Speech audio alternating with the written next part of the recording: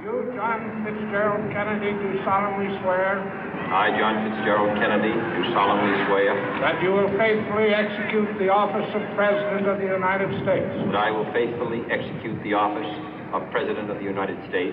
And will, to the best of your ability. And will, to the best of my ability. Preserve, protect, and defend the Constitution of the United States. Preserve, protect, and defend the Constitution of the United States. So help you God. So help me God.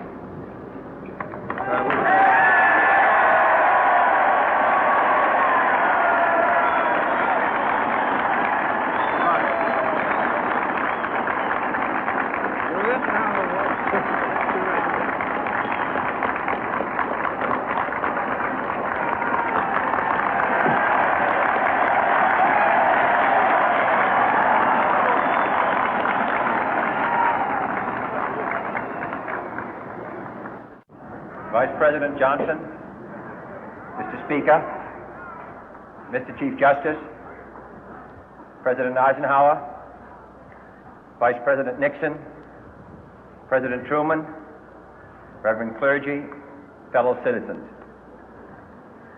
We observe today not a victory of party, but a celebration of freedom, symbolizing an end as well as a beginning, signifying renewal as well as change.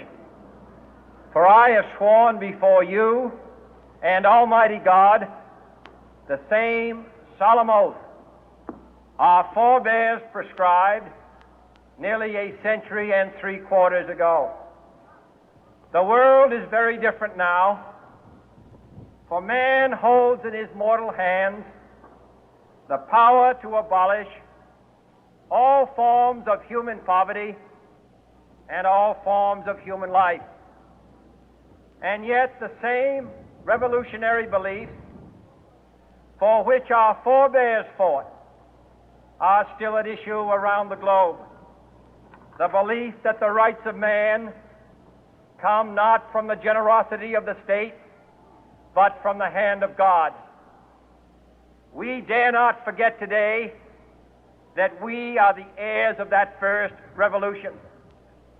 Let the word go forth from this time and place to friend and foe alike that the torch has been passed to a new generation of Americans born in this century, tempered by war, disciplined by a hard and bitter peace, proud of our ancient heritage, and unwilling to witness or permit the slow undoing of those human rights to which this nation has always been committed and to which we are committed today at home and around the world.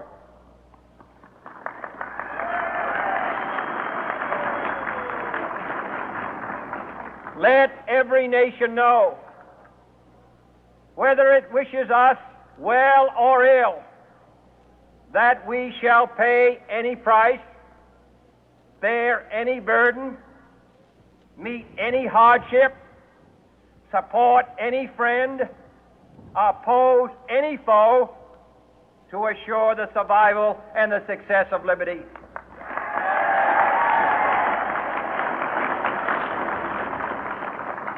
This much we pledge and more. To those old allies whose cultural and spiritual origins we share, we pledge the loyalty of faithful friends. United, there is little we cannot do in a host of cooperative ventures. Divided, there is little we can do, for we dare not meet a powerful challenge at odds and split asunder.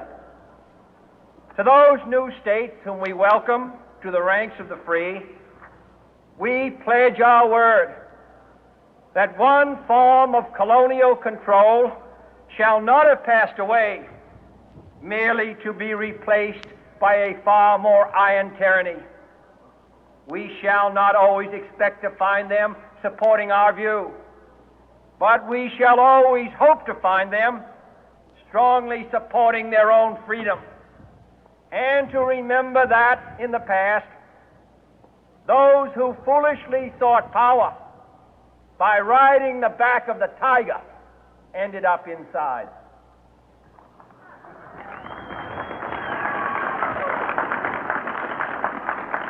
To those people in the huts and villages of half the globe struggling to break the bonds of mass misery, we pledge our best efforts to help them help themselves for whatever period is required, not because the communists may be doing it, not because we seek their votes, but because it is right.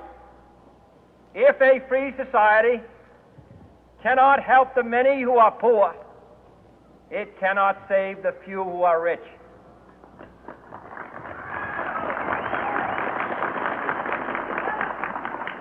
To our sister republics south of our border, we offer a special pledge to convert our good words into good deeds, in a new alliance for progress, to assist free men and free governments in casting off the chains of poverty.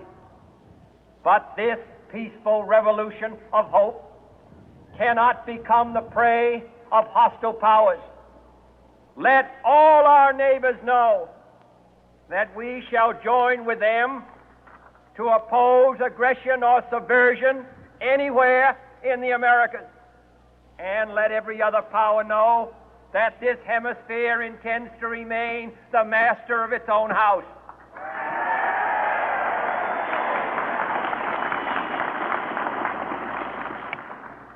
To that World Assembly of Sovereign States, the United Nations, our last best hope, in an age where the instruments of war have far outpaced the instruments of peace, we renew our pledge of support to prevent it from becoming merely a forum for invective, to strengthen its shield of the new and the weak, and to enlarge the area in which its writ may run. Finally, to those nations who would make themselves our adversary, we offer not a pledge, but a request that both sides begin anew the quest for peace. Before the dark powers of destruction, unleashed by science, engulf all humanity in planned or accidental self-destruction, we dare not tempt them with weakness, for only when our arms are sufficient beyond doubt can we be certain beyond doubt that they will never be employed. But neither can two great and powerful groups of nations take comfort from our present course, both sides overburdened by the cost of modern weapons, both rightly alarmed by the steady spread of the deadly atom, yet both racing to alter that uncertain balance of terror that stays the hand of mankind's final war. So let us begin anew, remembering on both sides that civility is not a sign of weakness, and sincerity is always subject to proof. Let us never negotiate out of fear, but let us never fear to negotiate.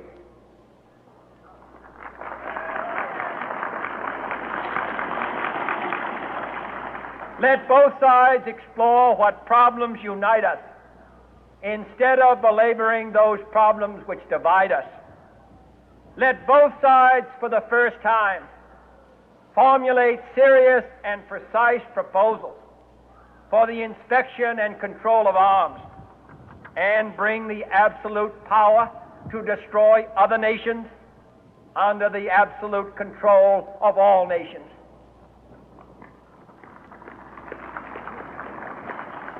Let both sides seek to invoke the wonders of science instead of its terrors. Together, let us explore the stars, conquer the deserts, eradicate disease, tap the ocean depth, and encourage the arts and commerce. Let both sides unite to heed in all corners of the earth the command of Isaiah to undo the heavy burden and let the oppressed go free.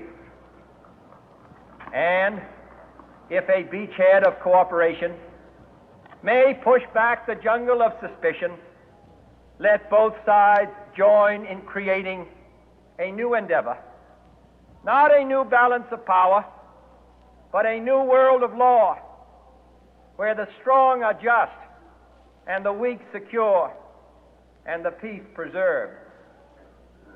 All this will not be finished in the first 100 days, nor will it be finished in the first 1,000 days, nor in the life of this administration, nor even perhaps in our lifetime on this planet. But let us begin.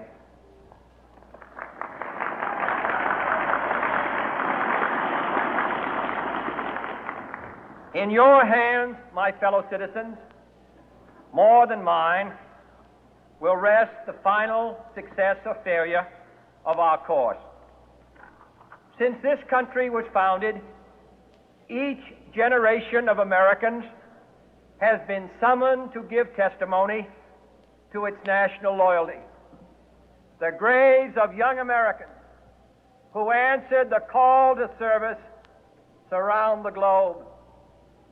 Now the trumpet summons us again, not as a call to bear arms, though arms we need, not as a call to battle, though in battle we are, but a call to bear the burden of a long twilight struggle, year in and year out, rejoicing in hope, patient in tribulation, a struggle against the common enemies of man, tyranny, poverty, disease, and war itself.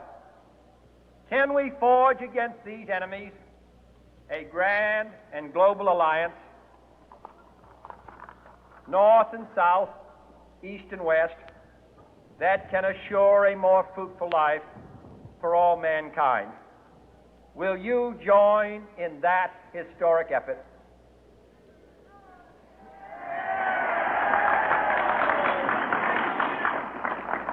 In the long history of the world, only a few generations have been granted the role of defending freedom in its hour of maximum danger. I do not shrink from this responsibility. I welcome it.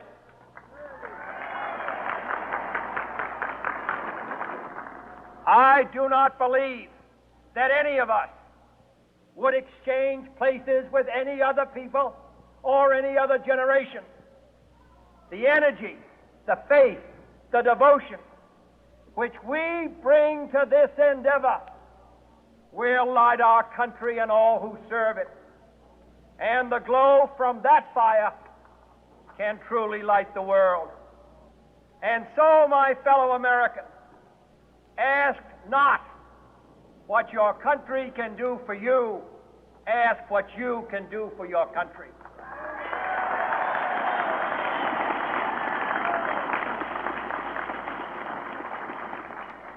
My fellow citizens of the world, ask not what America will do for you, but what together we can do for the freedom of man.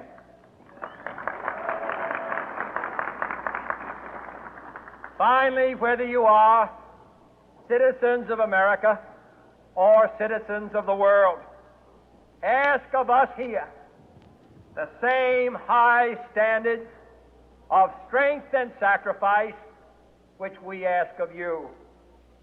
With a good conscience, our only sure reward, with history the final judge of our deeds, let us go forth to lead the land we love, asking His blessing and His help, but knowing that here on earth, God's work must truly be our own.